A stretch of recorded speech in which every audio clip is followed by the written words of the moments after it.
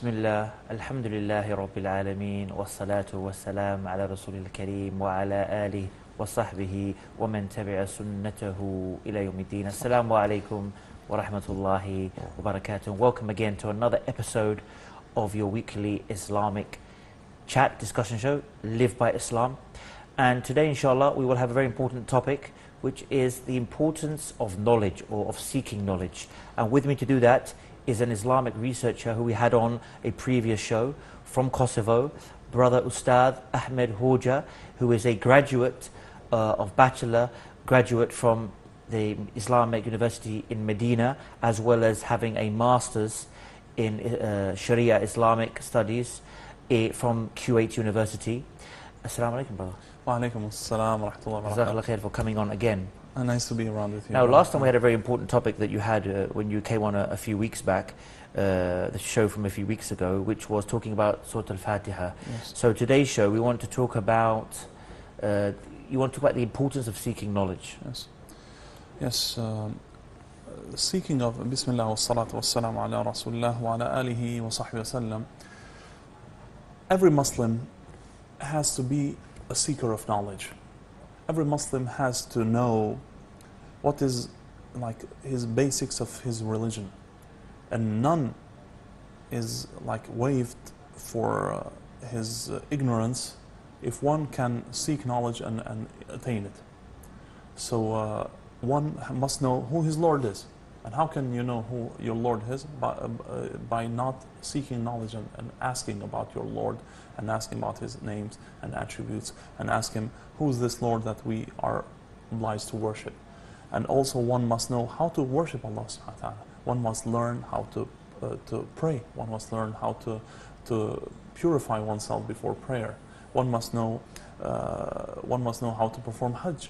One must know, how a Muslim should live one's life, a Muslim's life. So one must know how we should deal in our day-to-day topics like trade and how to, marriage, family, and all these things have to have at least some basic knowledge of Islam. So every Muslim has to be knowledgeable, and one should not stray away from knowledge and also and seeking it.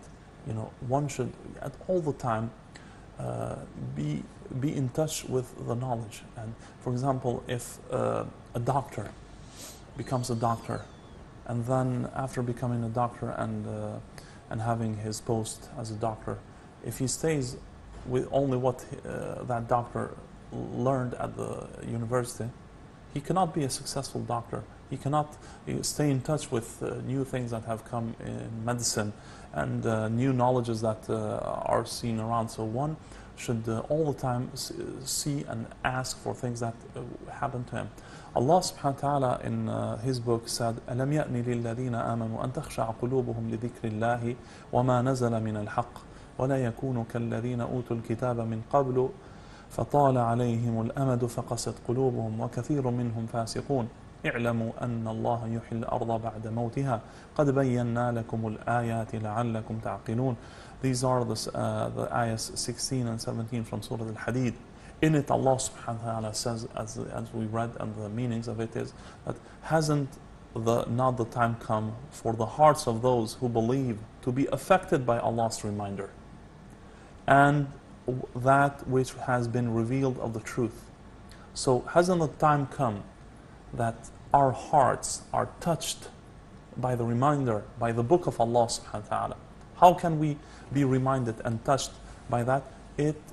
We can be reminded if we recite the book of Allah and study the book of Allah and know the truth that is in it. وَلَا يَكُونُ كَالَّذِينَ أُوتُوا الْكِتَابَ مِنْ قَبْلُ فَطَالَ عَلَيْهِمُ الْأَمَدُ. And not to be like those that have received the scripture before it, like the Jews and the Christians that had the Torah, that had the Injil, and the term was prolonged. They said the term was prolonged. Why?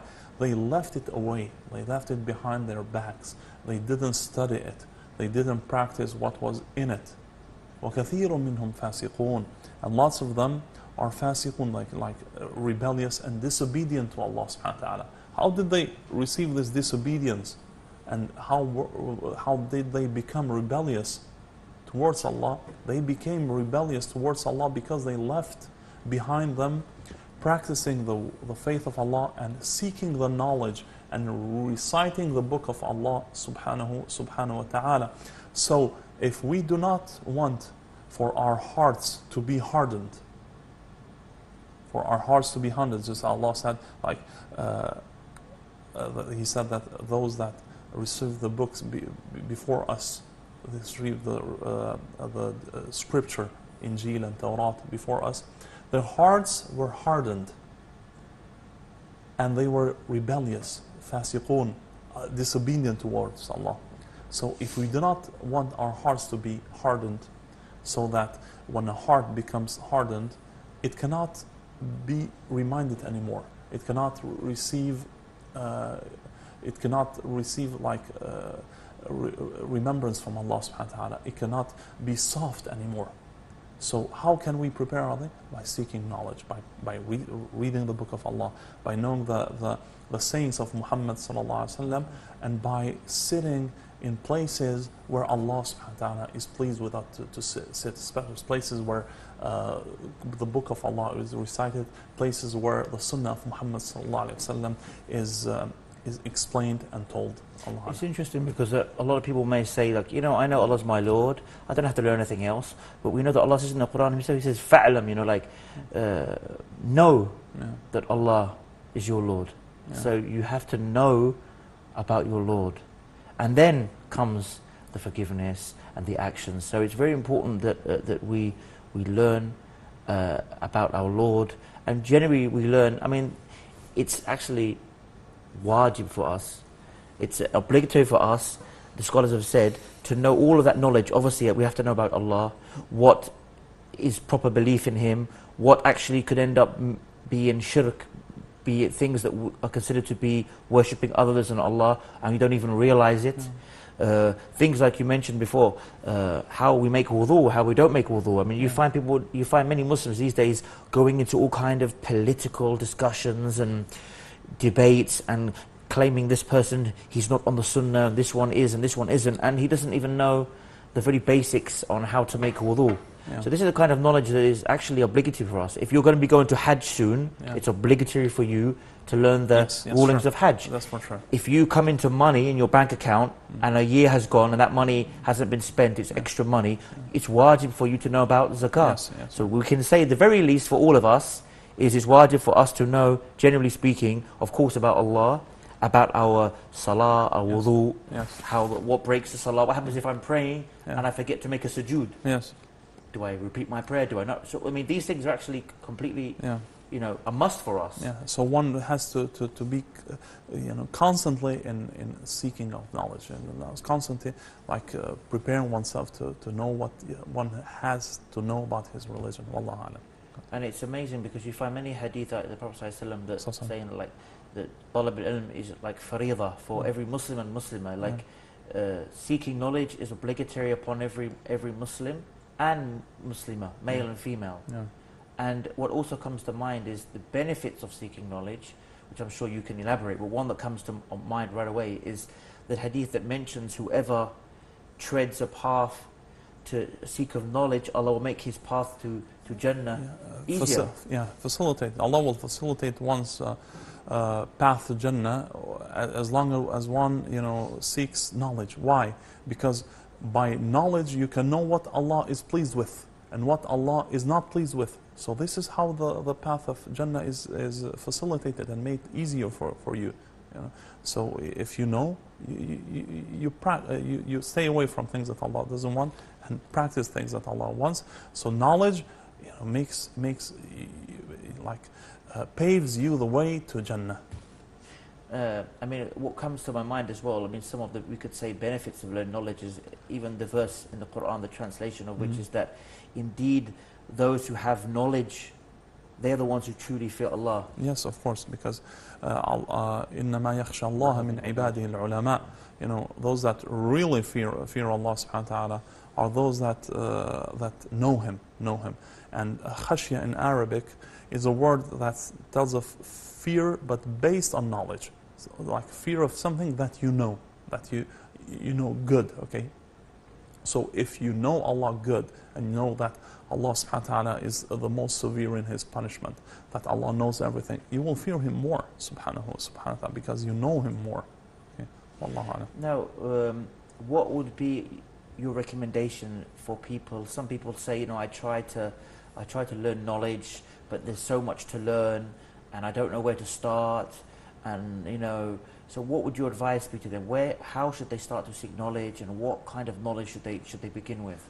One should not and for the knowledge that is most important from it, just as Allah said in His book, وَلَكِنْ كُونُوا رَبَّانِيِّينَ كُونُوا رَبَّانِيِّينَ بِمَا كُنْتُمْ تُعَلِّمُونَ الْكِتَابَ وَبِمَا كُنْتُمْ تَدْرُسُونَ. So be Rabbaniyin. What is Rabbani? Rabbani is the true educator. The true educators, as Abdullah ibn Abbas, the first cousin of Muhammad sallallahu alayhi wa sallam, said, Rabbani is the one that learns the small knowledge before the big knowledge. So you learn the things that you need most before the things that you need less. Okay, so one must learn things that are most important for him, and then go to things that are less important to them. So what would you recommend, for example, for obviously Arabic language is something that obviously should be learned, but what would you recommend? What kind of books necessarily, or what would you recommend for those who are starting to for example, a book that comes to my mind would be someone who wants to learn about hadith, and at the same time they want to learn a bit about aqidah and a bit about the pillars of Islam and the arkan al-iman and some of the ways of having good character. What comes to my mind is the Arba'in al-Nawawiyya, the 40 hadith of Imam al-Nawawi, for example. Yeah, Arba'in al-Nawawi is a beautiful book for manners and things that a Muslim has to believe in. But a Muslim should first and foremost be concentrated in the book of Allah subhanahu wa ta'ala, Qur'an. Learn Qur'an, learn the meanings of Qur'an, like read the tafsir of Qur'an, the explanation of Qur'an, and also read from the hadith, from the basics and the most important and the most accurate hadith, which is Al-Bukhari. Al-Bukhari has thousands of hadith of Muhammad sallallahu alaihi wasallam gathered in one book, and they are all sahih. They are all authentic hadith of Muhammad sallallahu alaihi wasallam, the sayings of Muhammad sallallahu alaihi wasallam, and one should concentrate on them. To read as much as you can from the authentic hadith of Muhammad sallallahu alaihi wasallam and the book of Allah subhanahu wa ta'ala before everything. And you reminded me there when you mentioned about the Quran that the Sahaba they said that they used to memorize 10 verses and then learn the explanation of those 10 verses before moving on. So that's quite important at the same time. A lot of people focus on memorizing, which of course is important, but they memorize it and they have no idea of the meanings of it and what it really means. So it's not really, and we know the Quran was brought for tadabbur, for pondering, for reflecting from, benefiting from. So Quran should be read and should be practiced and should be studied. So, because it is a book whose benefits never stop, and whose treasures can never end, whose treasures never end. And also when the ayah that we mentioned, we only read the ayah number 16 from Surah Al-Hadid, and the next ayah is an ayah which gives us hope to all of us. Allah says, اعلموا أن الله يحيي الأرض بعد موتها قد بينا لكم الآيات لعلكم تعقلون. He said, know that Allah gives life to the earth after its death. We have made clear to you the ayahs so that you understand. So if a heart has died, if a heart has gone hardened, if one has gone away from knowledge, if one has strayed away from the right path, Allah subhanahu wa ta'ala can revive its heart. Allah can revive that person's heart and how can one revive one's heart, and how can one soften one's heart? By going back to knowledge. by seeking knowledge, by going back to the book of Allah, to the sunnah of Muhammad sallallahu alayhi wasallam. We ask Allah subhanahu wa ta'ala to soften our hearts and to seek knowledge and to be upon knowledge until the day we meet Him subhanahu wa ta'ala. Wallahu ta'ala alam. Well, thank you very much, guests, again for tuning in. And obviously, we've heard a very important. We've heard about the importance of knowledge, and we've heard the examples of the kind of knowledge we must learn. In this, we must learn about Allah. We must learn about the things that are actually obligatory upon us. So, for example, most of us, obviously, we have to pray. So we need to learn the importance of the prayer, the ruling behind the prayers. What are the pillars of the prayer? What are the obligatory parts of the prayer? What are the conditions of the prayer? And what if I miss them? What do I have to do in its place? Do I repeat the prayer? Do I do the sujood of forgetfulness at the end? These kind of things are important. Again, wudu. How do I make wudu? What breaks my wudu? What do I do if I can't get to water? These kind of things is something we must know. If you're a person who falls under the condition of fasting, what are the things that break the fast? What doesn't break the fast? All of these things are what considered to be obligatory upon you to learn. And then, as Ustad Ahmet Hoxha mentioned, then you could go on to the bigger topics. So start with the small and move on to the bigger. That is the focus. And we've heard, of course, the benefits that Allah will facilitate the person and easier to go to Jannah for the one who seeks knowledge. And there's so many hadith we can't go into right now that talk about the people on the Yawm al-Qiyamah. Some people will be admitted into Jannah just because they sat in the halaqat, in the circles of knowledge, even though they weren't true students of knowledge, but they used to go there for the benefit, for the ajr and for the good company. So there's many reasons, inshallah, why we should seek knowledge. And inshallah, hopefully we've touched on the very surface of this and given a bit of, hopefully something may inspire or may make the viewers, inshallah, make that effort to learn. And inshallah, till next time, next week, inshallah, same time, same place, bi'idhnillah, I leave you with the greetings of Islam, the greetings of peace. Assalamu alaikum wa rahmatullahi wa barakatuh.